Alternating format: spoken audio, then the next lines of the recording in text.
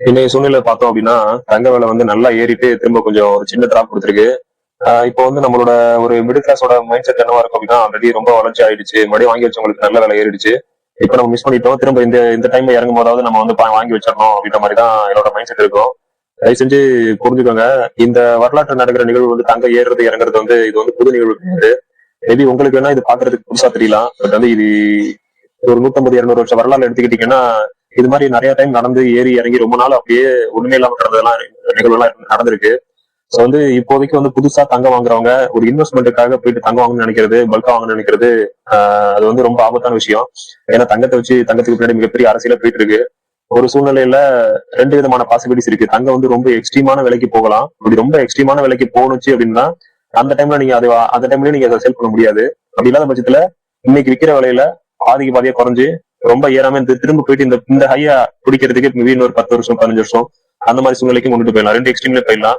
தயவு செஞ்சு இதை பத்தின என்ன நடக்குதுன்னு புரியாம வெறும் மக்கள் பேசுற விஷயத்த வச்சு ஓகே தங்கம் பக்கத்து வீட்டுல தங்கம் வாங்கி வச்சிட்டாங்க அப்படின்றதுக்காக போயிட்டு உங்க இன்வெஸ்ட்மெண்ட் ஃபுல்லா போயிட்டு அதுல முளைக்கிறாதீங்க. அவசரப்படாதீங்க, பொறுமையா இருங்க. இது வரைக்கும் வச்சிருந்த நகை யூஸ் பண்றதுக்கு வாங்குனீங்க, இல்ல ஒரு அடகு வைக்கிறதுக்கு யூஸ் பண்றீங்க, ஓரளவுக்கு வச்சிருக்கீங்க அப்படின்னா அதை மட்டும் வச்சிருங்க. புதுசா வந்து இது ஒரு இன்வெஸ்ட்மெண்ட் ஆப்ஷனா தயவு செஞ்சு பாக்காதீங்க. வீடியோஸ்ல போடுறாங்க தங்கம் வந்து எங்க ஏற போகுது இறங்க போகுதுன்னு ரொம்ப எல்லாரும் பேசிட்டு இருக்காங்க அப்படின்றதுக்காக எதுவுமே புரியாம தங்கம் வெளியில போயிட்டு இன்வெஸ்ட் பண்ணி உங்க காசை வந்து உங்களோட மதிப்பை வந்து இழந்துடாதீங்க. காசுன்றது பாத்தீங்கன்னா ரெண்டு விதத்துல மதிப்பு இழக்கும். ஒண்ணு வந்து நீங்க எதுலயுமே இன்வெஸ்ட் பண்ணாம பேங்க்லயே சேஃப்டி நினைச்சு வச்சிருந்தாலுமே நாளடைவுல பண மதிப்பு வந்து இன்ஃபிளேஷன் சொல்லுவாங்க. வருஷம் பணத்தோட மதிப்பு வந்து இந்த வருஷம் நீங்க 100 ரூபாய்க்கு வாங்குற பொருள் அடுத்த வருஷம் 110 ரூபா 120 ரூபா கொடுத்து வாங்குற மாதிரி இருக்கும். அப்படியே ஒரு 10 வருஷத்துக்கு போச்சு அப்படின்னா அந்த 10,000ன்றது 1000 ரூபாய் கிட்ட வந்துடும். அந்த அளவுக்கு வேல்யூ இல்லாம போயிடும் பணத்தை அப்படியே வச்சிருந்தீங்கனாலும். அதே போல இது மாதிரி ஒரு என்ன சொல்றது ஏற்கனவே ஒரு ஸ்பெகுலேஷன் சொல்லுவாங்க. அதாவது ஏற்கனவே ரொம்ப உங்களுக்கு தெரியாம இன்னைக்கு ஒரு 4 வருஷம் 5 வருஷத்துக்கு முன்னாடி வாங்கிக்க வேண்டிய விஷயத்த 2021 நீங்க வாங்கிருந்தீங்க அப்படின்னா இன்னைக்கு வந்து நல்லா ப்ராஃபிட். இப்போ வந்து ஆல்ரெடி ரொம்ப வந்து உச்சத்துக்கு போயிடுச்சு. இதுக்கு மேலே உச்சத்துக்கு போலாம்னு சொல்லிட்டு இருக்காங்க. இதுக்கு மேலே ஒரே இறங்கினா பதவிடமா இறங்கினாலும் அதிகமா இறங்கும், ஏறினாலும் அதிகமா ஏறும்.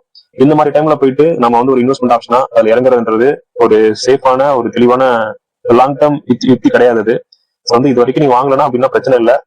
அமைதியா இருங்க, பொறுமையா இருங்க. திரும்ப வாய்ப்பு வரும்போது திரும்ப வந்து கொஞ்சம் கொஞ்சமா வாங்கி சேர்க்கலாம். சரியா?